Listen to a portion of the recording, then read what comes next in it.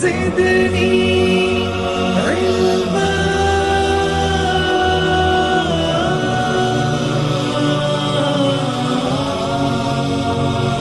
رب زدني علما.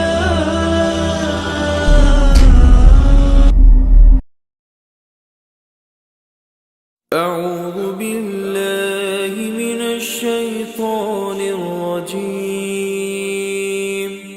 بسم الله الرحمن نحمده ونستعينه الرحيم. ونستغفره ونعوذ بالله من شرور أنفسنا ومن سيئات أعمالنا. من يهدي الله فلا مضل له ومن يضلل فلا هادي له. وأشهد أن لا إله إلا الله وأشهد أن محمدا عبده ورسوله. أما بعد فإن خير الحديث كتاب الله وخير الهدي هدي محمد صلى الله عليه وسلم وشر الأمور محدثاتها وكل محدثة بدعة وكل بدعة ضلالة وكل ضلالة في النار. قال الله تعالى في القرآن المجيد: أعوذ بالله السميع العليم من الشيطان الرجيم. يا أيها الذين آمنوا ادخلوا في السلم كافة ولا تتبعوا خطوات الشيطان إنه لكم عدو مبين. ربي اشرح لي صدري ويسر لي أمري واحلل عقدة من لساني يفقهوا قولي. ربي زدني علما آمين رب العالمین. تمام تعریفیں بزرگ بڑائی کبریائی اس رب غالب مولا کے لیے جو تمام جہانوں کا پالنہار مدبر مشکل کشا حاجت روا، جس کی ذات میں کوئی شکوہ نہیں، جس کی دانش میں کوئی شکایت نہیں، ور خطا سے لا ریب ہے. درود و سلام محبت وحی کتاب حکمت کے مالک صاحب تاج والمعراج و براق صلی اللہ علیہ وسلم پر.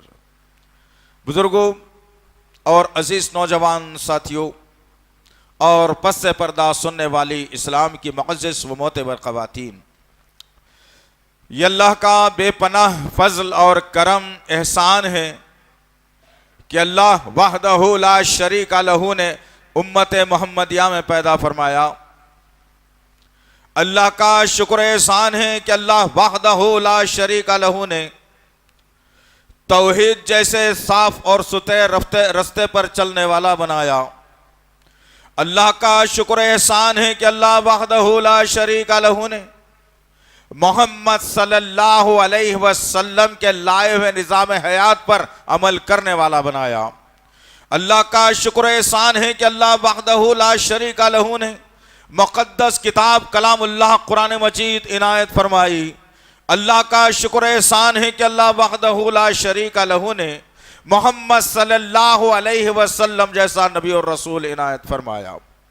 عزیزان محترم، جس طرح سے آپ اس بات سے بخوبی واقف ہیں کہ ہم اور ہماری ٹیم کی یہ کوشش ہوتی ہے کہ ہر جمعہ ایک نیا ولولہ انگیز بیان لایا جائے، ایسا عنوان لایا جائے جس سے امت کو بھرپور فائدہ ہو، ایسا عنوان لایا جائے جس سے ہماری ایمانی حرارت بڑھ جائے، ایسا عنوان لایا جائے ہمارے اندر محبت آ جائے، ایسا عنوان لایا جائے کہ ایمان کی چاشنی سے ہم سب روشناس ہو سکیں، ایسا عنوان لایا جائے جہنم سے بچ جائیں، ایسا عنوان لایا جائے کہ جنت ہمارے مقدر میں لکھ دی جائے. چنانچہ فکر اس بات کی ہوتی ہے کہ امت محمدیہ جو آج بھٹکتی ہوئی ہے، بگڑتی ہوئی ہے، اس کے حالات بڑے نازک ہیں، اس کے نوجوان بے راہ روی کا شکار ہے، اس کے نوجوان لڑکیاں اپنی زندگیوں کو داؤ پر لگا رہی ہے، ماں باپ ہیں کہ اولڈ ایج ہوم کا رخ کر رہے ہیں، اولاد ہے کہ ماں باپ پر ظلم کر رہی ہے، جو ہے حلال کمائی کا ذریعہ ختم کیا جا رہا ہے، سود کی نظام قائم کیا جا رہا ہے. آئیے انشاءاللہ العزیز انہیں تمام نکات کو مد نظر رکھتے ہوئے، وقت اور حالات کی نزاکت کو مد نظر رکھتے ہوئے آج کے جمعے کے خطبے کا عنوان ہم نے کچھ اس طرح لایا ہے کہ امت کے اندر بگاڑ وجوہات کیا. اب تک کہ ہم نے سنا تھا کہ اسباب کیا ہوتے ہیں اس بگاڑ کو ختم کرنے کے، لیکن وجوہاتی نہیں معلوم تو پھر اسباب لے کر کے آپ کریں گے کیا. وجوہات جاننے سے پتا چلے گا کہ یہ وجہ ہے جو امت کے اندر بگاڑ پیدا ہو رہا ہے. تو ضرورت ہے کہ ہم سب سے پہلے وجوہات کو جانیں. تو آئیے آج دل اور دماغ کو اللہ اور اس کے رسول کے قانون کے تحت کرتے ہوئے، اللہ اور اس کے رسول کے فرامین کے طرف لاتے ہوئے، اپنی ایمانی حرارت کو بڑھاتے ہوئے، اللہ سے خوف کھاتے ہوئے، نبی سے محبت کرتے ہوئے اگر اس عنوان کو میں اور آپ سماعت کریں گے تو کہنے والا بھی محتاج ہے، سننے والے بھی محتاج ہیں. چنانچہ عزیزان محترم وجوہات جان لیں گے انشاءاللہ. اس کے بعد پھر اپنے اپنے گھروں کا جب رخ کریں گے تو اسباب تلاش کریں گے کہ یہ وجوہات ہیں، اس کے اسباب کیا ہو سکتے ہیں کہ یہ بگاڑ ہماری قوم کے اندر آ گیا ہے، اب اس بگاڑ کو کیسے ہم ختم کر سکتے ہیں. یہ جذبہ ہمارے اندر انشاءاللہ پیدا ہوگا. اللہ سے دعا ہے کہ اللہ وحدہ لا شریک لہ ہمیں کہنے سننے سے زیادہ عمل کی توفیق عنایت فرمائے. آمین یا رب العالمین. عزیزان محترم، بگاڑ جہاں تک تعلق ہے، اگر یہ میں کہوں تو بے جا نہ ہوگا کہ امت کے اندر بگاڑ شرک کے دروازے سے، چوری کے دروازے سے آیا. توحید کا نعرہ بلند کر کے شرک کا وہ دروازہ کھولا گیا جہاں سے نا امیدی ہے، بربادی ہے، نقصان ہے، ہمیشہ کے لیے ناکامیابی ہے. یہ دروازہ کھول کر کے سب سے پہلی وجہ جو امت کے اندر بگاڑ پیدا ہوا، جب تک کہ عقیدے میں بگاڑ پیدا نہیں ہوتا، جب تک کہ انسان کے اندر وہ برائیاں نہیں آتی، جب تک کہ اس کا عقیدہ نہیں بگڑتا. اور آج مسلمان بگڑنے کی وجہ یہی ہے کہ مسلمانوں کے عقیدے خراب ہو گئے. آؤ ذرا سینے پہ ہاتھ رکھ کر، کسی کی مخالفت میں اسلام بات کرنے کا عادی نہیں ہے، کسی کی مخالفت میں کچھ کہنے کا اسلام اجازت نہیں دیتا. ہاں، حقائق بیان کیے جاتے ہیں. اب جو آدمی مخالفت ہے یا جو آدمی کے ذہن کے اندر مخالفت ہے، جو خلاف عمل کرتا ہے اسلام کے، اس کو تو برا لگے گا ہی کہ یہ جو بات کہی گئی ہے یہ میرے خلاف کہی گئی ہے، یہ میرے خلاف بولی گئی ہے، یا یہ میرے خلاف جو نا انہوں نے یہ کہا ہے. ایسا ہرگز نہیں ہے عزیزان محترم. یہ اگر ہوتا تو اللہ کے نبی صلی اللہ علیہ وسلم عمر بن خطاب رضی اللہ تعالی عنہ کو فاروق کا لقب نہیں دیتے کہ یہ حق اور باطل کے درمیان میں فرق کرنے والا ہے، باطل کو باطل کہنے والا ہے اور حق کو غالب کرنے والا ہے. اللہ وحدہ لا شریک لہ نے ایک ذات گرامی کو حق اور باطل میں فرق کرنے والی ذات بتا دی.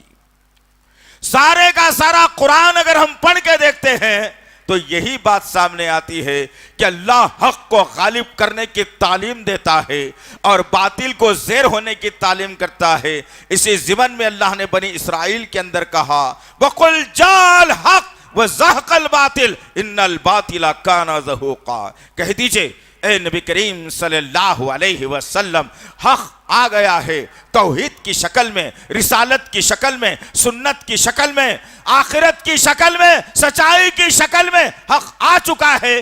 باطل کو مٹ جانا چاہیے اور باطل مٹ جانے والا ہے. یہ کس نے کہا؟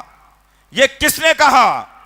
یہ اللہ وحدہ لا شریک لہ کے فرمان عظیم ہے کہ حق آ گیا ہے، باطل مٹ جانے والا ہے اور باطل کو مٹ جانا چاہیے. آؤ ذرا دیکھتے ہیں کہ حق کیا ہے اور باطل کیا ہے. تھوڑا سا 1450 برس پہلے پیچھے جانا پڑے گا. پھر اس امت کے زوال کی وجہ کیا ہے، یہ کیوں نقصانات کے طرف جا رہی ہے، اس کے اندر بگاڑ کیوں پیدا ہو رہا ہے، یہ آسانی سے سمجھ میں آ جائے گا. آؤ ذرا 1450 برس پہلے جاتے ہیں، جہاں میرے اور آپ کے آقا محمد صلی اللہ علیہ وسلم کو نبی اور رسول ابھی نہیں بنایا گیا. معاشرے اور ماحول قبیلے کے اندر آپ محمد بن عبداللہ کی حیثیت سے پہچان رکھتے ہیں. محمد بن عبداللہ اللہ کے نبی کا پہچان بتائی گئی. اب 40 برس کے بعد اللہ وحدہ لا شریک لہ نے میرے اور آپ کے آقا محمد صلی اللہ علیہ وسلم کو نبی اور رسول بنا کر، آخری نبی بنا کر غار ہرا سے نکالتا ہے، اور وہ نبی جو کل تک جن وادیوں میں، جن گلیوں میں، جن قبیلوں میں بیٹھتے اٹھتے تھے، پھر اسی قبیلے اور وادیوں اور گلیوں کی طرف میرے نبی کا رخ ہو رہا ہے۔ بات غور سے سننا، بگاڑ کہاں سے پیدا ہو رہا ہے، کیوں بگاڑ پیدا ہو رہا ہے، اس کے وجوہات کیا ہو سکتی ہے؟ کہیں وہی وجوہات جو عرب کے مشرکین میں تھی میرے پاس تو نہیں آ گئے؟ یہ تصور اور تدبر بھی کرنا، غور کرنے کی بات ہے۔ اللہ کے نبی صلی اللہ علیہ وسلم دھیرے دھیرے کشاں با کشاں غار ہرا سے نکلے اور انہی آبادی کے طرف آتے ہیں جہاں کل تک آپ بیٹھ کر لوگوں سے ملاقاتیں کرتی ہیں، آپ کی دعوتوں میں شریک بھی ہوا جاتا۔ لیکن اللہ کے نبی صلی اللہ علیہ وسلم کے ذہن میں، دل میں، گمان میں، سوچ میں ایک سوال ابراہیم علیہ السلام کے جیسا تھا کہ وہ یہ کہ یہ ہبل ایک پوجا کرنے والی شے، جو ایک نیک آدمی تھا جس کے نام کا بت بنا کر انہوں نے پوجنا شروع کیا ہے، کیا یہ کسی کی مشکلوں کو دور کر سکتا ہے؟ ہرگز نہیں کر سکتا، نبی نے سوچا۔ اب آگے آتے بات آتی ہے لات منات عزا کی خبروں کو آپ نے دیکھا، ان کی خبروں پر لوگ جا رہے ہیں، منتیں مرادیں مانگ رہے ہیں، ان کی خبروں پر سروں کو جھکایا جا رہا ہے، ان کے سامنے اپنی مشکلوں کو رکھا بھی جا رہا ہے۔ اور پھر ایک وقت آیا کہ اللہ کے نبی صلی اللہ علیہ وسلم کی یہ سوچ کارگر اور کامیاب ہوئی کہ حبول دینے والا نہیں، لات منات عزا سے امیدیں برلانے والی نہیں، یہ اپنی منتوں مرادوں کو پوری کرنے والے نہیں۔ تو اللہ کے نبی صلی اللہ علیہ وسلم کو جب نبوت کا تاج پہنایا گیا، رحمت للعالمین بنایا گیا، محمد صلی اللہ علیہ وسلم غار ہرا سے سرخرو و شادمہ اللہ کے طرف سے دیا ہوا ایک تحفہ لے کر لوگوں کی آبادی میں آئے۔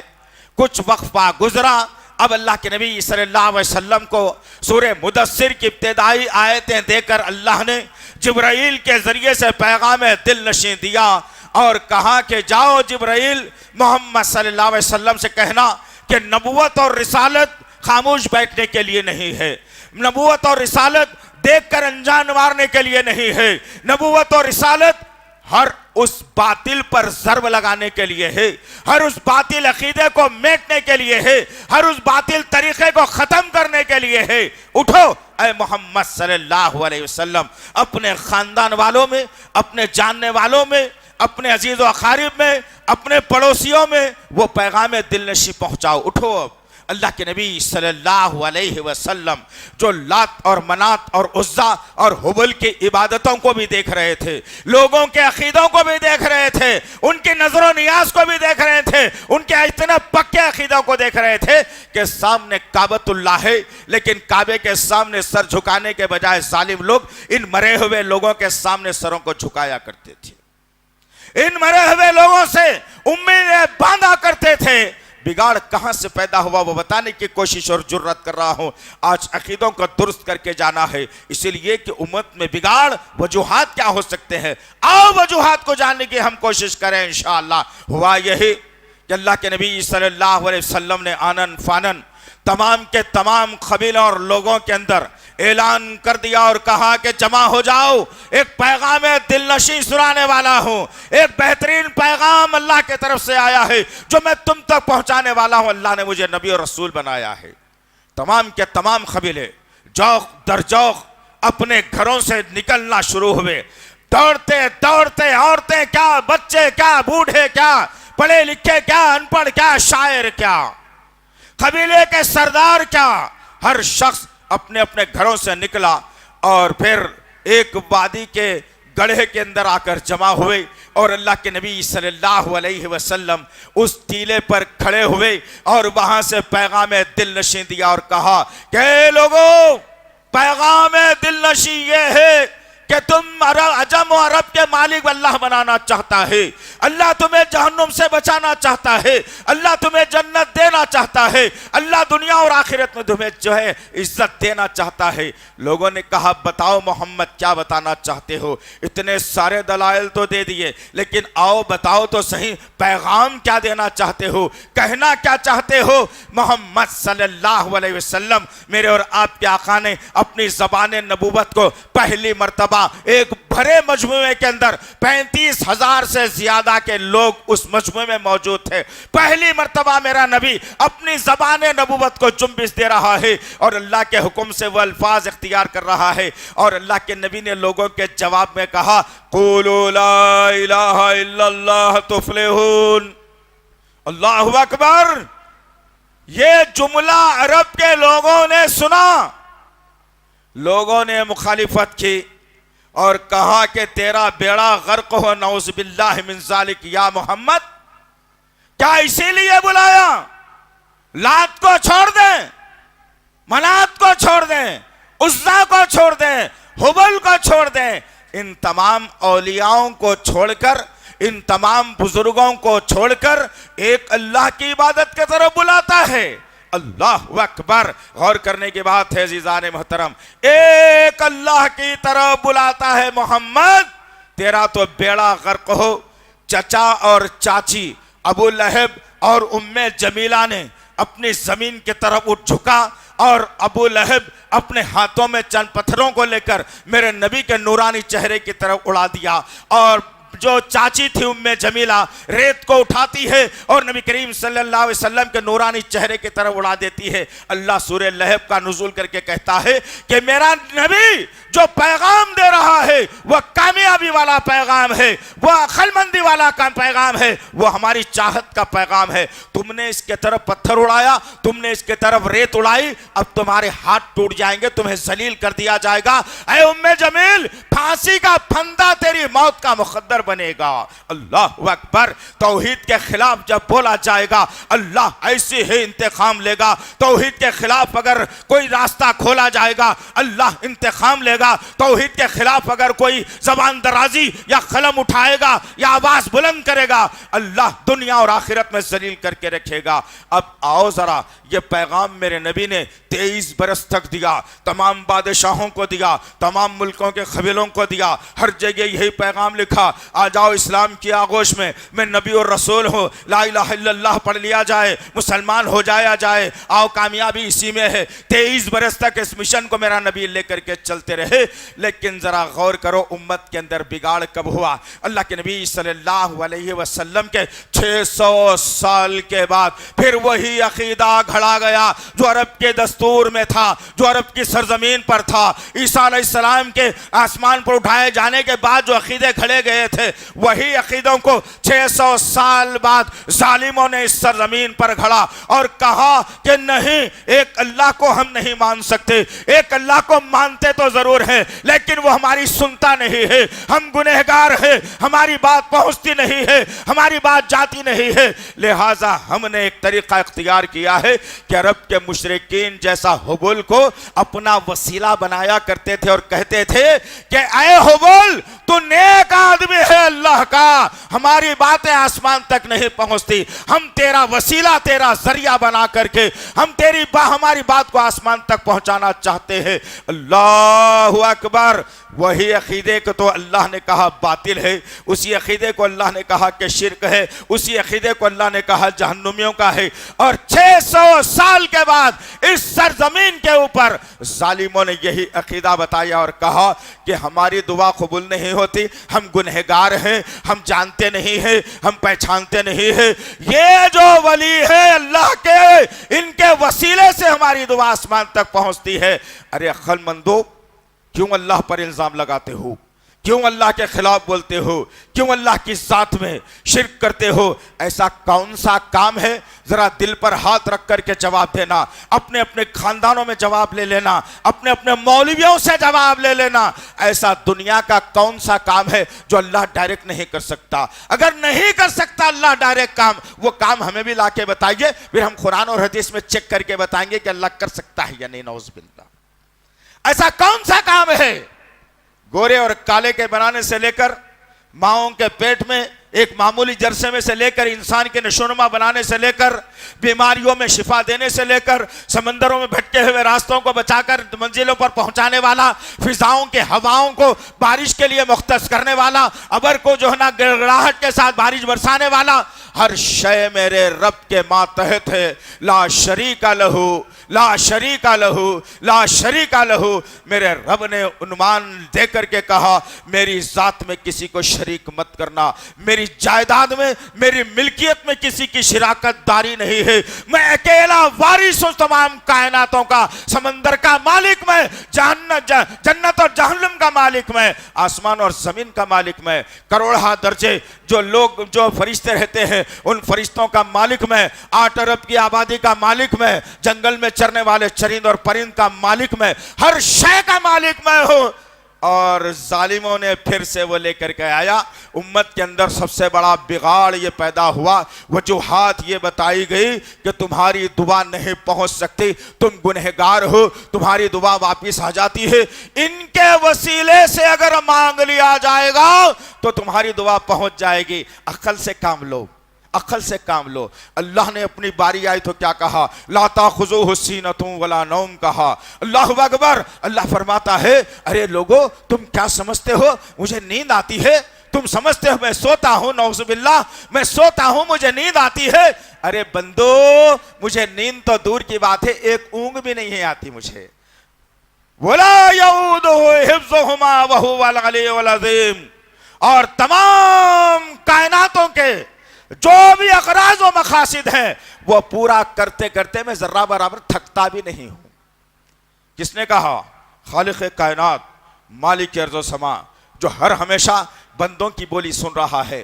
سورہ بقرہ کی آیت نمبر 186 کے اندر واضح کر کے بتا دیا، اللہ رب العزت نے کہا اے محمد صلی اللہ علیہ وسلم، اے محمد صلی اللہ علیہ وسلم، آپ ان بندوں سے کہہ دینا جب کبھی انہیں کوئی ضرورت پڑے گی تو مجھ سے ہی مانگا کرنا، میں ان کی پکار کو سنتا ہوں، میں ان کی دعاؤں کو سنتا ہوں، اسی لیے بندوں سے کہہ دو جب بھی مجھے دعا کی باری آئے مجھ سے ہی دعا کرنا۔ اللہ نے واضح کر دیا، اللہ نے کھول کر بیان کر دیا۔ اب ذرا ٹھنڈے دل سے ذرا سوچ لے کے جاؤ اور یہ باتوں کو اپنے دوست احباب قبیلوں میں جن کے عقیدے خراب ہیں، جو مردوں سے منہ مارنے کا ایک ارادہ کر چکے ہیں، جو مردوں سے اپنی ذات کو لگائے ہوئے ہیں، جو مردوں سے امیدیں باندھا کرتے ہیں اور اللہ کی دی ہوئی زندہ مخلوق کو مردوں کے نام پر ذبح کرتے ہیں، ان کو بتا دینا کہ بھائی غلط کر رہے ہو،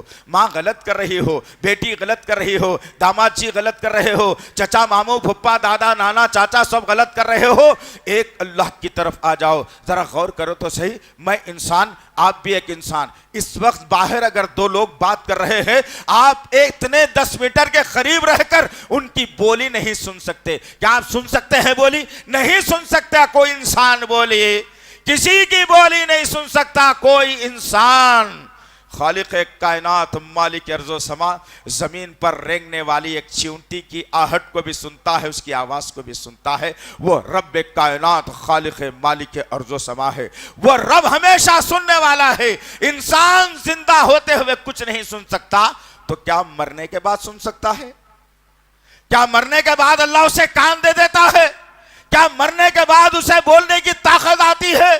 کیا مرنے کے بعد وہ دیکھ بھی سکتا ہے؟ استغفر اللہ رب من کل ذنب واتوب الیہ۔ اللہ ڈائریکٹ سننے کی بات کر رہا ہے، تم کہتے ہو نہیں مردہ پہلے سنے گا ہماری بات، اور مردہ اگر اس پر سگنیچر کر دے گا یا اسے آرڈر دے دے گا یا اسے پاس ہونے کا ذریعہ بنائے گا کہ ہاں بھائی تمہاری یہ دعا اچھی ہے، یہ اللہ تک میں پہنچا دیتا ہوں، کیا تمہیں اس کا علم ہے؟ استغفر اللہ رب من کل ذنب واتوب الیہ۔ آؤ اسی عقیدے کو درست کریں، اسی عقیدے کو دیکھتے جائیں۔ امت کے اندر بگاڑ کہاں پیدا ہوا؟ سب سے پہلا بگاڑ توحید کے نام پر شرک کا دروازہ کھول کر پیدا ہوا۔ مسلمانوں کو بہکایا گیا، نہیں 5 جمعرات چلے جاؤ اولاد ہو جائے گی، 7 مرتبہ جے پور کی یا اجمیر کی سرزمین پر چلے جاؤ حج کا ثواب مل جائے گا، فلانی اماں جی کے قدموں میں چلے جاؤ جنت مل جائے گی۔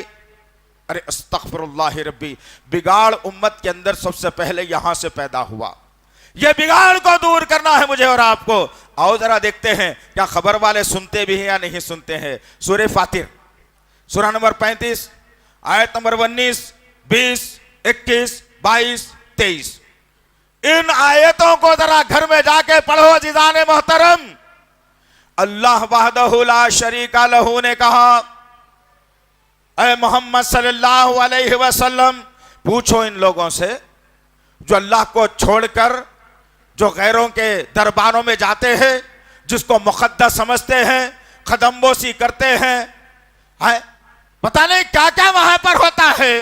پوچھو اے محمد صلی اللہ علیہ وسلم ان سے کہ دھوپ اور چھاؤں برابر ہو سکتے, کہیں گے نہیں. رات اور دن برابر ہو سکتے, کہیں گے نہیں. اندھا اور آنکھ والا برابر ہو سکتے, کہیں گے نہیں. اے محمد صلی اللہ علیہ وسلم پھر ان سے کہہ دو جب یہ لوگ برابر نہیں ہو سکتے تو زندے اور مردے بھی برابر نہیں ہو سکتے. اس کے بعد آخری آیت میں 5:35 جو ہے آخری آیت میں یہ بتا دیا گیا قرآن کے ذریعے سے کہ اے محمد صلی اللہ علیہ وسلم آپ ان لوگوں کو ہرگز نہیں سنا سکتے جو خبروں کے اندر دفن ہیں. ارے اللہ کہہ رہا ہے خبر کے اندر دفن ہونے والے نہیں سن سکتے, اور یہ پجاری کہہ رہا ہے کہ نہیں ان کے ذریعے سے تو ہماری دعا جا ہی نہیں سکتی. یہ بگاڑ کو دور کرنا ہے. وجوہات یہ ہے کہ ہم نے توحید کو شرک میں خلط ملط کر کے رکھ دیا. ایک اللہ کی ذات سے مانگنے شرم آتی ہے, مردوں سے مانگنے شرم نہیں آتی, ان کے قدموں میں گرنے سے شرم نہیں آتی, ان کو وسیلہ بنانے سے شرم نہیں آتی. مردوں کو تو ہم نے اللہ کے برابر لے جا کر کھڑا کر دیا ہے. یہ اولاد دینے والے, یہ رشتے لگانے والے, یہ بیٹا بیٹی دینے والے, یہ مرض کو دور کرنے والے, یہ بگڑی بنانے والے, یہ داتا گنج حجیری, یہ فلانے صاحب, یہ پتہ نہیں کتنے ایسے جو اللہ کے صفات ہیں جو ہم نے مردوں کو دے کر انسانوں کو دے کر کے آج نیا فتنہ بپا کر دیا ہے. یہ بگاڑ ہے. اس بگاڑ کو ہم جب تک کہ دور نہیں کریں گے ہماری زندگی سنور نہیں سکتی. دوسرا بگاڑ اس قوم کے اندر جو آیا محمد صلی اللہ علیہ وسلم کے بارے میں.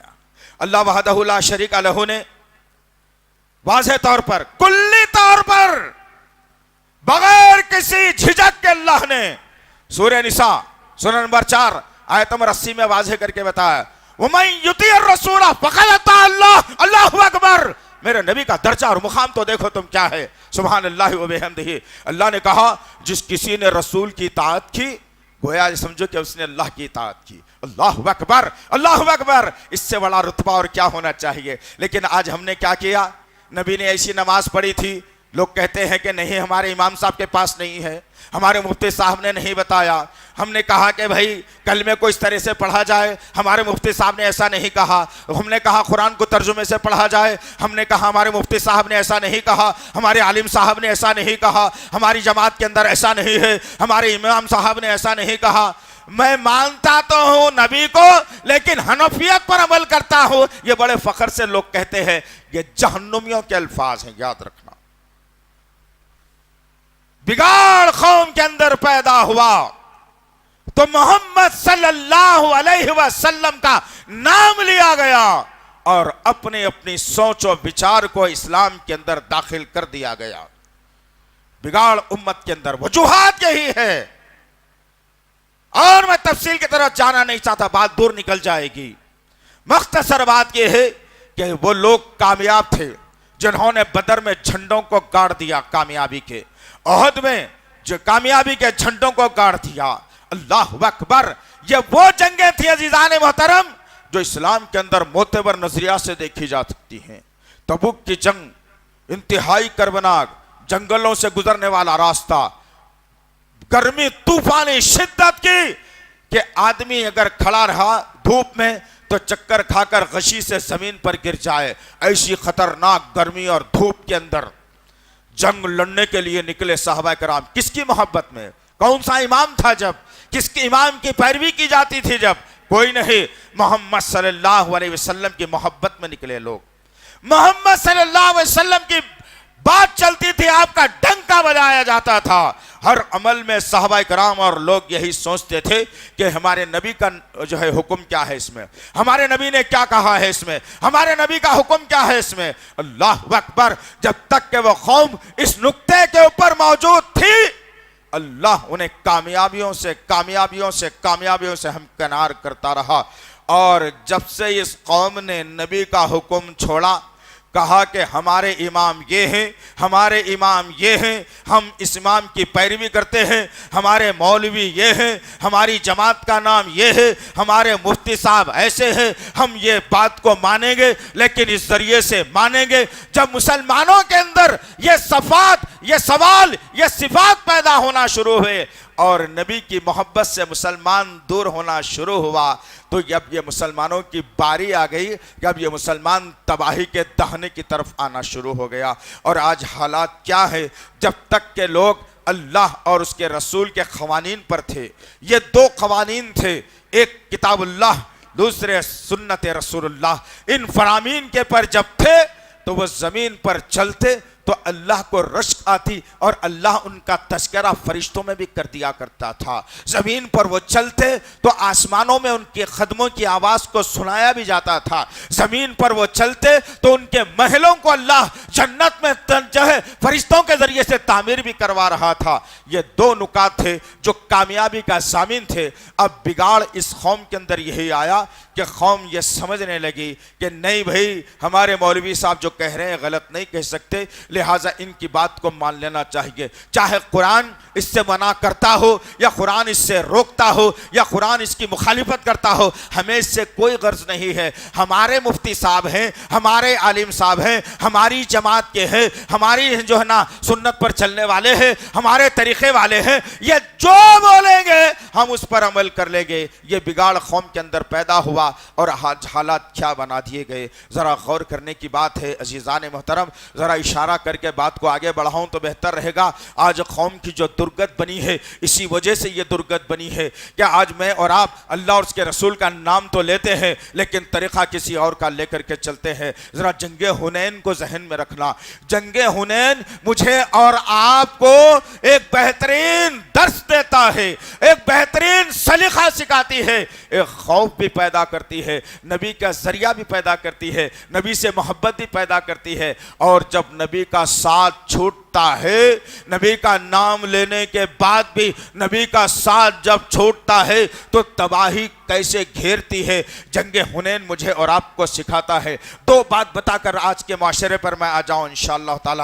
جو بگاڑ ہے اس کے وجوہات کیا ہو سکتے ہیں ہم دیکھتے چلے جائیں گے. غرض کہنے کا مقصد یہ ہے عزیزان محترم, حنین میں مسلمانوں کی تعداد بہت زیادہ تھی. حنین میں مسلمانوں کی تعداد بہت زیادہ تھی. دشمن جھاڑیوں کے پیچھے چھپا ہوا تھا, دروں کے پیچھے, پہاڑوں کے پیچھے, ٹیلوں کے پیچھے, ہاتھ میں تیر اور کمان کو لیا ہوا چھپا ہوا تھا دشمن. اور اللہ کے نبی صلی اللہ علیہ وسلم کے مشہور صحابہ کرام جن کے لیے اللہ نے دنیا میں رضامندی کا اظہار کر دیا تھا, تم ہم سے راضی میاں ہم تم سے راضی کا اعلان اللہ نے کر دیا تھا, وہ صحابہ کرام نبی کے ساتھ موجود ہے. اب کھڑے ہوئے ہیں ارد گرد گھیرا ڈالے ہوئے, اب جنگ شروع ہونے والی ہے. مسلمانوں نے کیا کہا اس وقت میں؟ صحابہ کرام کی جماعت نے کہا, ہاں اے محمد صلی اللہ علیہ وسلم, ہم کو یاد ہے بدر میں کیا ہوا تھا, ہم کو یاد ہے احد میں کیا ہوا تھا. ہماری تعداد اس وقت میں کم تھے, تبھی تو یہ دشمن ہم پر غلبہ پانے کی کوشش کر رہے تھے. آج ہماری تعداد ان سے بھی زیادہ ہے اور ہم ان پر غلبہ پا کر کے رہیں گے. اللہ اکبر. اللہ کو یہ بات اتنی ناگوار گزری کہ نبی نے یہ نہیں کہا, تم اپنی زبانوں سے کیسے کہہ سکتے ہو. اور ابھی صحابہ کرام یہ کہہ کے رکے اور اللہ کے نبی نے کہا کہ ہرگز ایسے الفاظ نہیں کہنا, اللہ کی رحمت ہو تو جیت ہے, اللہ کی رحمت نہ ہو تو ہار ہے. ہم اپنی طاقت کے بلبوتے پر کبھی بھروسہ نہیں کر سکتے. ابھی یہ الفاظ زبان نبوت سے نکلنا تھا, دشمن اچانک تیروں کی بارش کر دیتا ہے. اور ایسی بارش ہوئی تیروں کی کہ نبی کریم صلی اللہ علیہ وسلم کو میدان جنگ میں چھوڑ کر صحابہ کی ایک بڑی جماعت چھوڑ کر جا رہی تھی. حضرت عباس رضی اللہ تعالیٰ عنہ جن کی آواز بڑی بلند تھی، ایک ٹیلے پر کھڑے ہوئے اور آواز دینے لگے، لوگوں رک جاؤ، یہ حرکت تمہاری اچھی نہیں ہے، یہ حرکت تمہاری اچھی نہیں ہے، یہ حرکت تمہاری اچھی نہیں ہے۔ نبی کو چھوڑ کر میدان جہاد سے بھاگنا جہنم کو خریدنے کے برابر ہے۔ صحابہ کرام سنتے ہیں اور لوٹ کر پھر پلٹ کر آتے ہیں اور ایسا حملہ دشمن پر کرتے ہیں کہ نبی کی محبت میں کئی صحابہ نے جان بھی دے دی اور اسلام کے پرچم کو بلند بھی کر دیا۔ کیوں سنایا ہو یہی کہ نبی کے حکم کے خلاف جو عمل کیا جائے گا یہ نہیں دیکھا جائے گا کہ وہ صحابہ کی جماعت ہے۔ نبی کے حکم کے خلاف جو عمل کیا جائے گا یہ نہیں دیکھا جائے گا کہ 1450 برس بعد کے مسلمان ہے، بلکہ اللہ اپنے فیصلوں کو آسمان سے جاری و ساری کر دے گا۔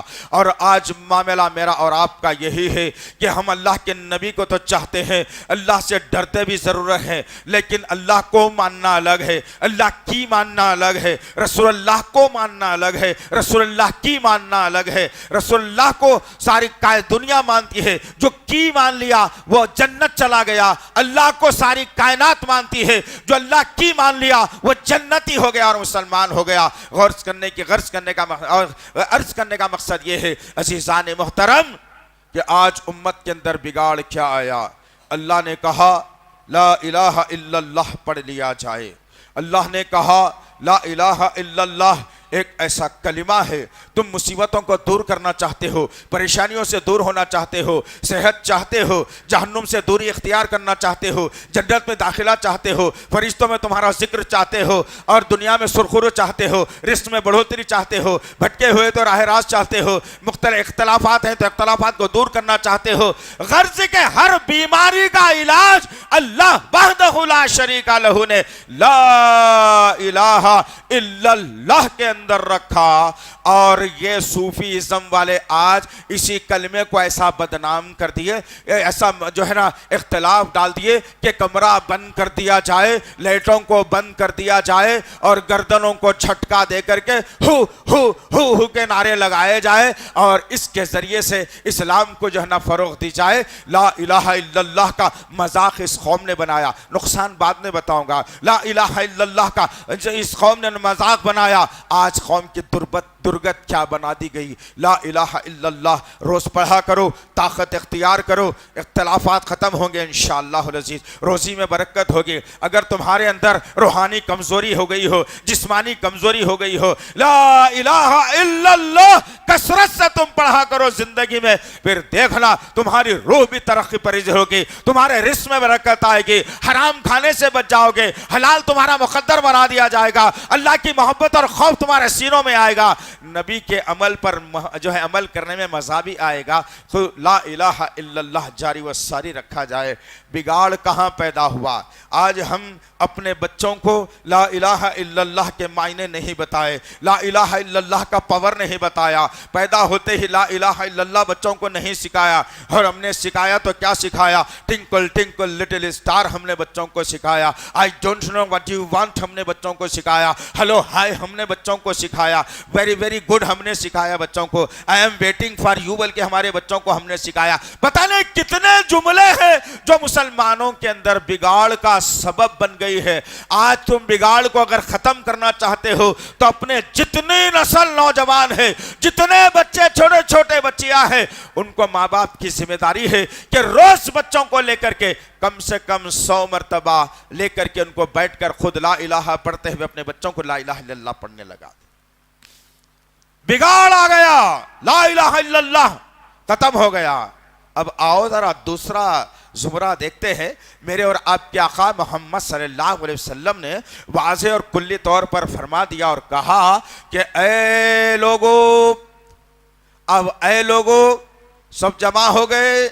اللہ کے نبی صلی اللہ علیہ وسلم نے ابو ہریرہ رضی اللہ تعالیٰ عنہ جس کی روایت کرتے ہیں، تمام کے تمام لوگ جمع ہوئے اور اپنے کانوں کو نبی کے طرف لگا دیا۔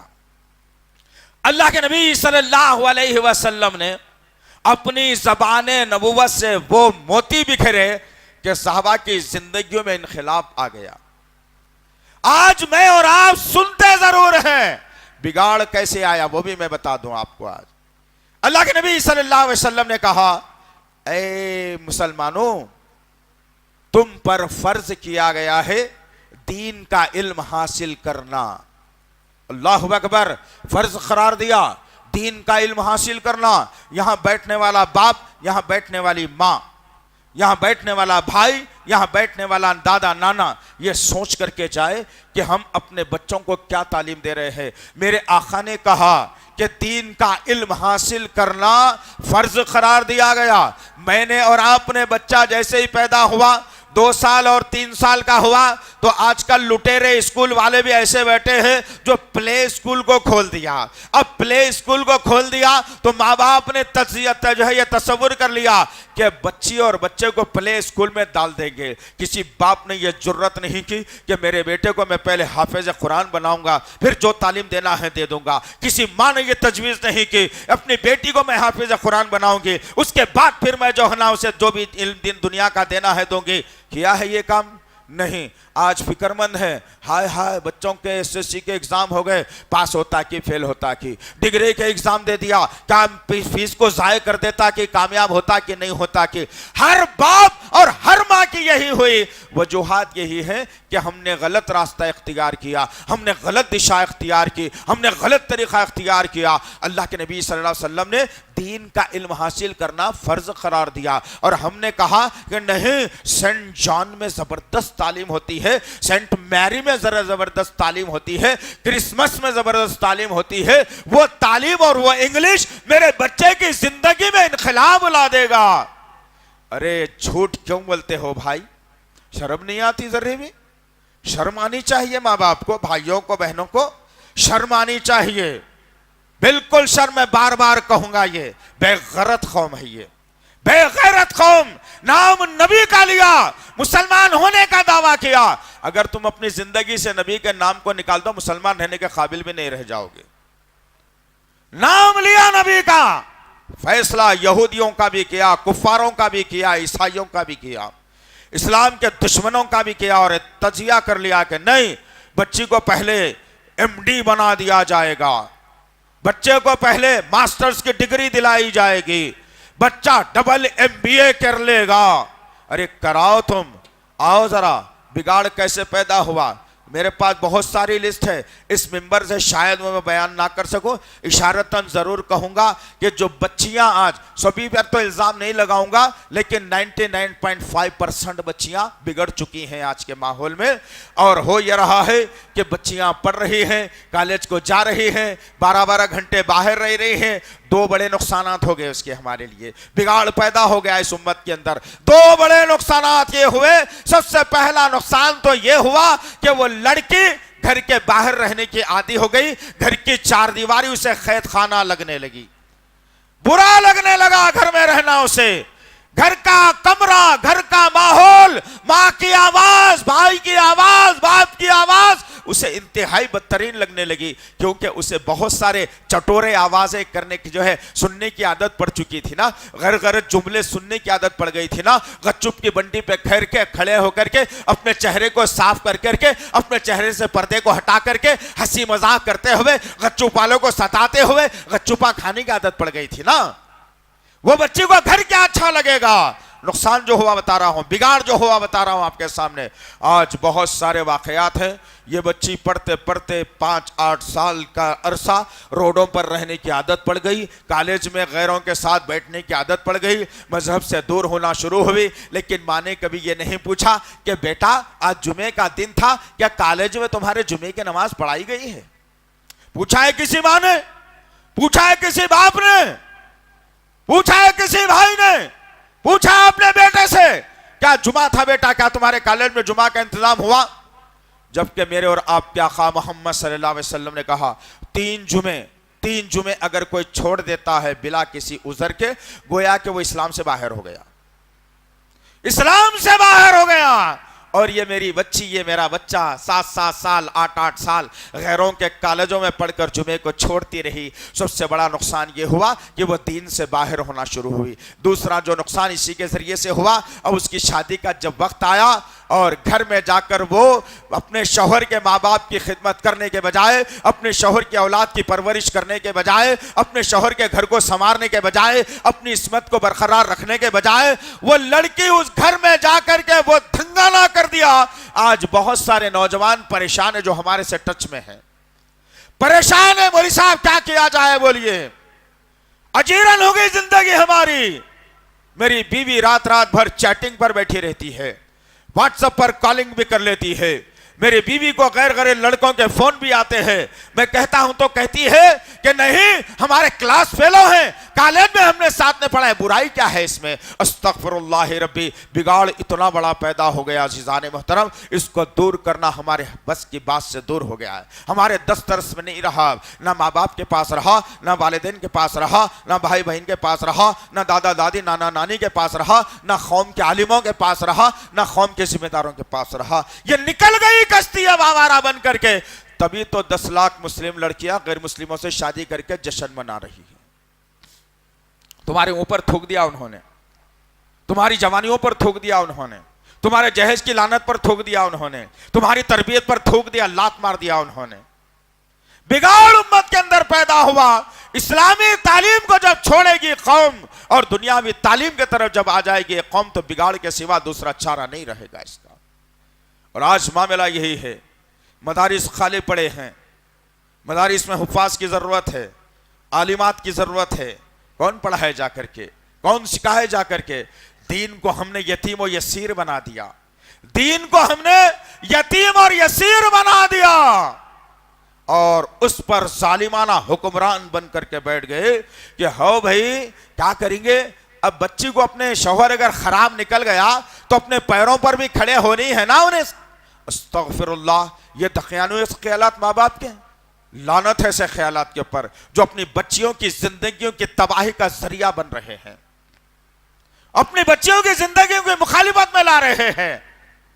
سب سے بڑا نقطہ اس قوم کے اندر بگاڑ ہوا تو اس بچے کو جو ماسٹرز کی ڈگری حاصل کر چکا ہے، وضو کا طریقہ نہیں معلوم اس کو، طہارت کے مسائل نہیں معلوم اس کو، نماز کے سنت اور واجبات نہیں معلوم اس کو، نماز میں سورہ فاتحہ پڑھنا یا نہیں پڑھنا نہیں معلوم اس کو، حلال اور حرام نہیں معلوم اس کو، ہر کسی کے ساتھ ہلو ہائے کرے گا، کسی بھی لڑکی کے سامنے ہاتھ پھیلا دے گا، اس کے ہاتھ سے مصافحہ کر کے داد و تحسین حاصل کر لے گا۔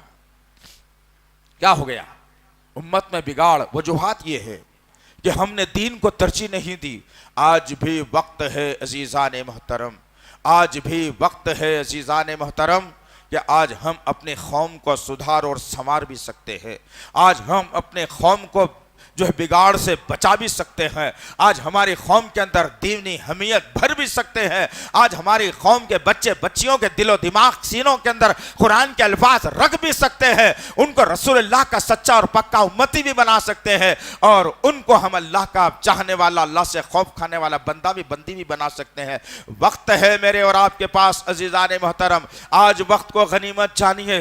حالات بڑے کربناک ہیں اس ملک کے اندر، حالات بڑے کربناک ہیں، مخالفت میں لہر چل رہی ہے، اور میں ہوں کہ بیچارہ اپنی بچی پہ کنٹرول نہیں کر سکتا، اپنے بچے پہ کنٹرول نہیں کر سکتا۔ کتنے ایسے واقعات آ رہے ہیں، اب میں علاقہ بھی آپ کو کیا بتاؤں، آپ سوشل میڈیا کا کبھی اچھے ذہن رکھ کر کے استعمال بھی کر لیجئے۔ ایک بچے نے خودکشی کر لی، یہ الزام لگایا اس کے بھائی بہنوں نے کہ اس کی بیوی کے تعلقات کسی اور کے ساتھ تھے، اس نے روکا، نہیں روکی بیوی، دل برداشتہ ہوا، کچھ تصاویر دیکھ لی، کچھ باتوں کو سن لیا، کچھ ریکارڈنگوں کو سن لیا، کچھ حرکات کو اس نے دیکھ لیا، دل برداشتہ ہوا اور یہ سوچنے پہ مجبور ہو گیا۔ خیر دین کی کمی کی وجہ سے بھی یہ ہو رہا ہے، ایسا ہرگز نہیں ہونا چاہیے کہ جان دینا یا خودکشی کرنا حرام ہے۔ جو آدمی خودکشی کرے گا وہ ہمیشہ جہنم میں رہے گا، جنت میں نہیں جا سکتا۔ اس نوجوان نے دل برداشتہ ہو کر کے اپنی بیوی اور بچے کو چھوڑ کر کے پھانسی کا پھندا لے کر اپنے آپ کو موت کے گھاٹ اتار لیا۔ کیا ہو رہا ہے آخر، ہم پوچھنا چاہتے ہیں آپ لوگوں سے، یہ کب تک چلے گا آخر نبی کی امت میں؟ بگاڑ امت کے اندر پیدا ہوا، اسلام کو چھوڑ کر، اسلامی تعلیمات کو چھوڑ کر، قرآن و حدیث کے پیغام کو چھوڑ کر۔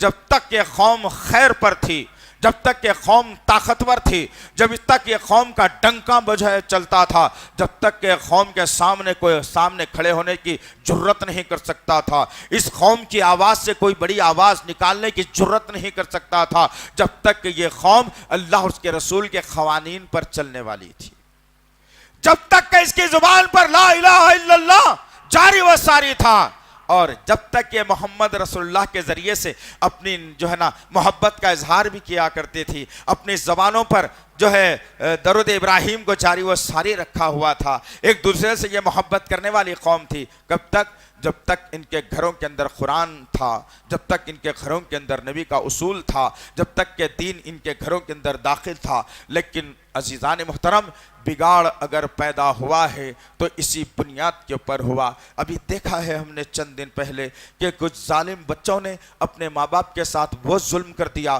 جان لینے پر آمادہ ہو گئے۔ ماں باپ وہ ماں کہتی ہے ہم نے پڑھا لکھا کر ہمارے بچوں کو آراستہ کر دیا۔ میری ماں تم جھوٹ بول رہی ہو، میں کہتا ہوں تمہاری اس بات کی تو میں تائید نہیں کروں گا، ہاں تمہارے اور باتوں کی میں تائید ضرور کروں، لیکن میں تمہاری اس بات کی تائید نہیں کرتا کہ تم کہتی ہو کہ ہم نے اپنے بچوں کو پڑھا لکھا کر آراستہ کیا ہے۔ کون سی تعلیم دی تم نے؟ کون سی تعلیم دی؟ کبھی عربی ان کے ہاتھ میں نہیں دیا، کبھی ان کو وضو کا طریقہ نہیں سکھایا، کبھی نبی کے 13 سالہ مکے دور کے واقعات نہیں سنائے، کبھی 10 سالہ مدینے کے واقعات نہیں سنائے، کبھی صحابہ کے جذباتی واقعات ان کے سامنے نہیں رکھے، کبھی امہات المومنین کی باتوں کو ان کے سامنے نہیں رکھا، کبھی قرآن کے فرامین کو ان کے سامنے نہیں رکھا۔ بس فکر یہ رہتی تھی ان ماں اور باپ کی۔ ایسے بہت سارے ہیں جن کو جھیلنا ضروری ہے، یاد رکھنا اس بات کو۔ اگر آج نہیں سدھریں گے تو یہ حالات تمہارے ساتھ بھی ہو سکتے ہیں، اس لیے کہ آج کی جو تعلیم ہے نا ہماری دنیا والی ہے، یہ تعلیم فحاشی کی طرف جا رہی ہے۔ 6 کلاس کے بچے اور بچی کو سیکس کیا ہے سمجھایا جا رہا ہے۔ شاید تم کو اس کا علم ہو یا نہ ہو، اپنے بچوں سے کبھی دریافت بھی کر کے دیکھ لینا، جس کی بنیاد کے اوپر ہوا یہ کہ ایک اسی علاقے کے اندر تلنگانہ کے یہی اسکول جو تلنگانہ گورنمنٹ کے طرف سے مسلم مائنورٹیز کے لیے ٹمریز کا قائم کیا گیا، شاید آپ کو نہیں معلوم کہ 11 سال کی بچی حاملہ ہو گئی، اس کے پیٹ سے بچہ پیدا ہو گیا۔